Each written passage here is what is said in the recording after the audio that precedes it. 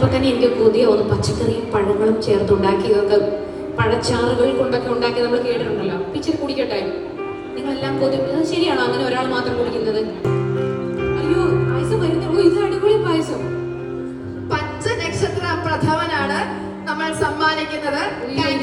ചൂട് പുറത്തുനിന്ന് ഇങ്ങനെ ചൂട് ശരിക്കും ഫ്രഷ് ആയിട്ട് ഉണ്ടാക്കിയത് അല്ലേ? ഈ പായസത്തിന് ഒരു പ്രത്യേകതയുണ്ട്. തൃത്താല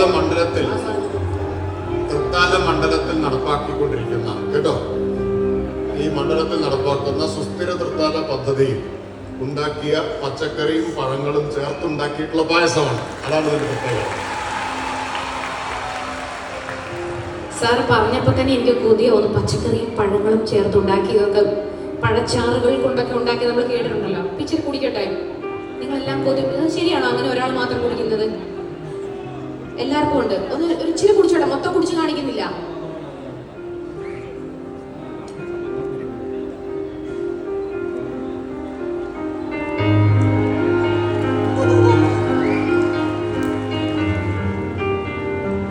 അടിപൊളി. നമുക്കെന്നാ ഇനി 2 മണിക്കൂർ ഇങ്ങനെ പായസം കുടിച്ചൊക്കെ തിന്നാലോ? ചെറിയൊരു അനൗൺസ്മെന്റ് ഉണ്ട്.